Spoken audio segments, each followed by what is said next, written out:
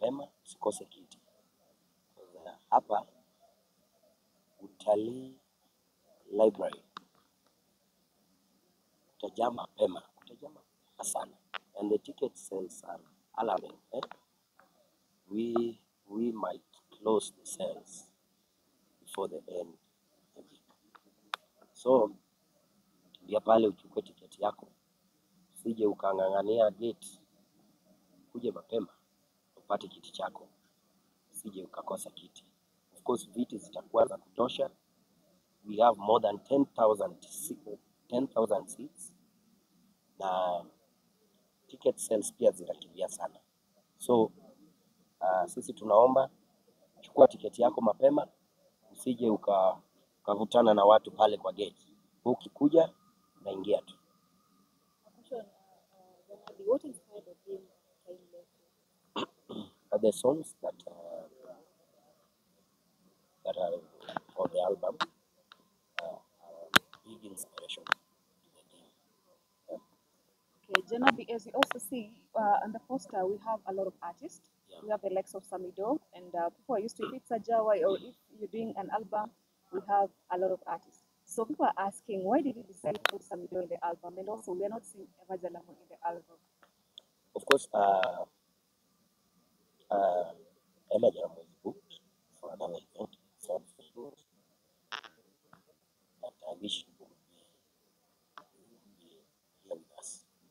Yeah, but just like any other event, kila mtu anaweza, saa zingine hata mimi saa zingine ukosa events zake zingine, but he's in full support of this event. Actually that day he got a post. So Samido, we are there with Samido, my man. As you all know, Insinda is not only for the boys. Insinda is for all of us. Yeah. So that's why we have incorporated Samido and Aima and some other artists. Because Ajawa is growing, and right now, as we speak, Ajawa is the biggest sound that Kenya has right now. We can honor. Ndio. Hata ukisikiza kwa trends, lazima utapata Ajawa ina trend. Ndio. Yeah. And I'm very proud to be one of the pioneers that have brought Ajawa to that level. And let us keep on pushing. This is our time. Yeah. And since your music is a big inspiration to so many people, all trades are men, how do you feel when you see like you inspire so many people, everyone is vibing with your music? How does that make you feel? Of course, it feels good, but I think I'm doing Lord's work. Yeah, because doing music that inspires people day by day, I think it's a calling, because you cannot do it by yourself. It's a calling. Yeah. Right. You also say there was a time that President used some of the words from your song. Yeah. You remember? Yeah. Yeah. And he said, "Lono Charumanakich," meaning that we're just working. Yeah. You also got some recognition from him. Yeah. Maybe, did you get any payment? Did you get any call? Did you get anything from the president? Not state recognition. And it's not about the payment. It's not about money. It's about identifying whoever is unifying the country. Yeah. So you see, music is a unifying tool. So I think the state taught it well that Insinda is doing a tremendous job to unify our country.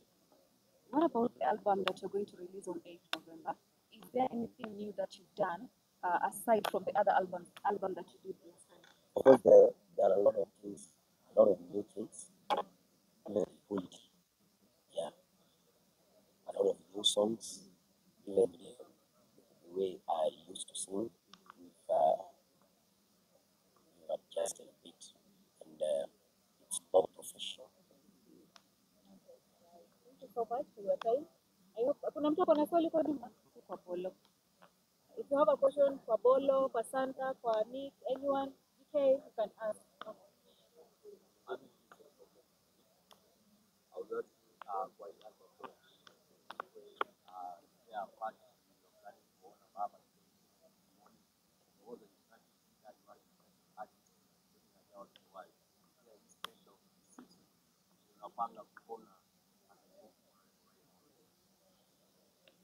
Of course, I'm planning to do that, but it was to come as a surprise.